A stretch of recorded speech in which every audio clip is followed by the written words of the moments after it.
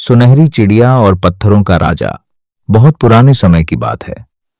हिमालय की पहाड़ियों के नीचे बसे एक छोटे से गांव देवकुंड में एक गरीब युवक रहता था जिसका नाम था भीमराम। उसकी हालत इतनी खराब थी कि कई कई दिनों तक उसके घर चूल्हा नहीं जलता था। गांव वाले उसे निकम्मा समझते थे। कोई उसे काम नहीं देता, कोई उसकी मदद नहीं करता। भीमराम रोज सुबह गांव के बाहर नदी किनारे पड़े टूटे बर्तनों और कचरे में कुछ खाने लायक चीजें ढूंढता।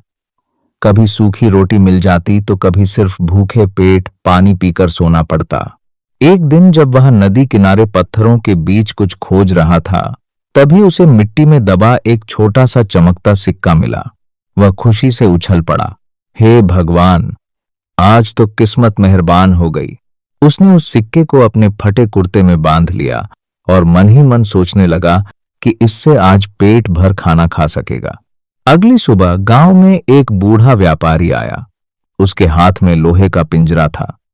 पिंजरे के अंदर एक बेहद सुंदर सुनहरी चिड़िया बैठी थी। उसके पंख सूरज की रोशनी में सोने जैसे चमक रहे थे। गांव के अमीर लोग उस चिड़िया को देखने जुट गए। कोई बोला, वाह, कितनी अनोखी चिड़िया है। दूसरा बोला, ऐसी चिड़िया तो राजा के महल में ही शोभा देगी। भीमराम भी धीरे धीरे वहां पहुंच गया। उसने कांपते हाथों से अपना सिक्का निकाला और व्यापारी से बोला, बाबा, क्या आप ये चिड़िया मुझे दे देंगे? इतना सुनते ही गांव वाले जोर जोर से हंसने लगे। अरे इसे देखो, खुद के पास खाने को नहीं और चिड़िया खरीदेगा। लेकिन बूढ़े व्यापारी ने भीमराम की आंखों में देखा। वहां लालच नहीं, अपनापन था। वह मुस्कुराया और बोला, ले बेटा, आज से यह चिड़िया तेरी हुई। गांव वाले हैरान रह गए। व्यापारी ने जाते जाते कहा, इसका नाम सुरंगी है। इसका ध्यान रखना, यह साधारण पक्षी नहीं।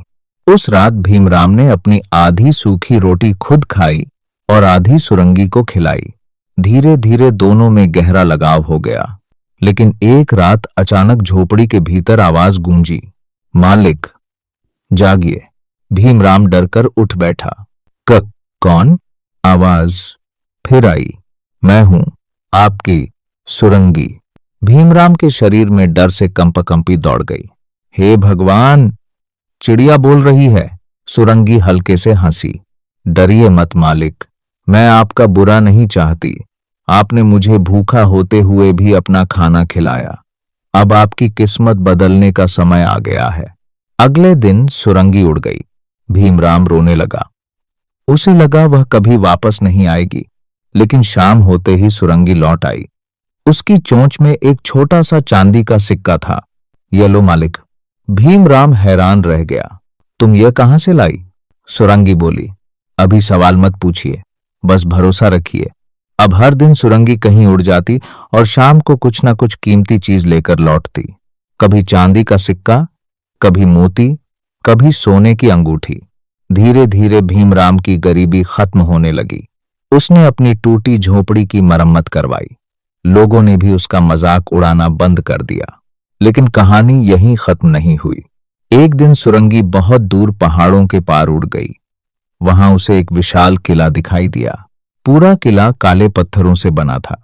चारों ओर सन्नाटा पसरा था।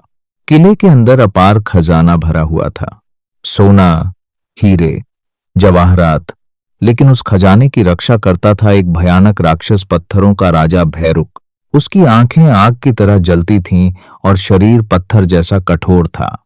जो भी उसके खजाने के पास जाता, वह उसे पत्थर की मूर्ति बना देता। सुरंगी ने देखा कि किले के तहखाने में कई लोग कैद थे। राजा, सैनिक, व्यापारी, सब पत्थर बने पड़े थे। सुरंगी समझ गई कि अगर इस राक्षस का अंत हो जाए तो हजारों लोगों की जिंदगी बच सकती है। उस रात जब भैरुक गहरी नींद में था, सुरंगी धीरे से उसके कक्ष में पहुंची। उसे पता चला कि राक्षस की जान उसके शरीर में नहीं, बल्कि एक लाल मणि में छिपी है। वह मणि एक लोहे के संदूक में बंद थी। सुरंगी ने चुपके से संदूक की चाबी चुराई और मणि निकाल ली। लेकिन तभी भैरुक जाग गया। पूरा किला कांप उठा। कौन है? उसकी डरावनी गर्जना से दीवारें हिलने लगीं। सुरंगी पूरी ताकत से उड़ने लगी। भैरुक उसके पीछे दौड़ा। आखिरकार सुरंगी किले के सबसे ऊंचे गुंबद पर पहुंची और पूरी शक्ति से उस लाल मणि को नीचे गहरी खाई में फेंक दिया। मणि टूटते ही भैरुक जोर से चीखा, नहीं, और देखते ही देखते उसका विशाल शरीर पत्थरों में टूटकर बिखर गया। पूरा किला आजाद हो गया। कैद लोग फिर इंसान बन गए। सब लोग सुरंगी की जय जयकार करने लगे। कुछ दिनों बाद सुरंगी वापस भीमराम के पास लौटी और बोली, मालिक, अब आपके लिए एक नया जीवन तैयार है। वह उसे उस विशाल किले में ले गई। अब वह किला और खजाना भीमराम का था। भीमराम राजा बन गया। उसने कैद लोगों को आजाद किया, गरीबों में धन बांटा, पूरे राज्य में खुशियां लौट आईं। लेकिन समय के साथ भीमराम बदलने लगा। अब वह रेशमी कपड़े पहनता, नौकरों पर चिल्लाता और धीरे धीरे सुरंगी को भूलने लगा। एक दिन सुरंगी बीमार पड़ गई। उसके पंख झड़ने लगे। वह उड़ भी नहीं पा रही थी। महल की बूढ़ी दासी रोते हुए राजा के पास गई। महाराज, सुरंगी बहुत बीमार है। भीमराम ने लापरवाही से कहा, तो वैद्य को दिखा दो, मुझे क्यों परेशान कर रही हो? दासी बोली, महाराज, उसी सुरंगी ने आपको यहां तक पहुंचाया है। लेकिन भीमराम के दिल पर घमंड का पर्दा पड़ चुका था। उसने कठोर स्वर में कहा, वह बस एक चिड़िया है, ज्यादा नाटक मत करो। यह सुनकर सुरंगी की आंखों में आंसू आ गए। वह धीरे से बोली, जिस इंसान के लिए मैंने अपनी जान दांव पर लगा दी, आज वही मुझे बोझ समझ रहा है। उस रात सुरंगी ने आखिरी सांस ली। पूरा महल रो पड़ा, लेकिन भीमराम के चेहरे पर कोई दुख नहीं था। उसी रात अचानक आकाश में तेज बिजली चमकी। महल कांपने लगा। सुबह जब भीमराम की आंख खुली तो वह फिर उसी पुराने नदी किनारे पड़ा था।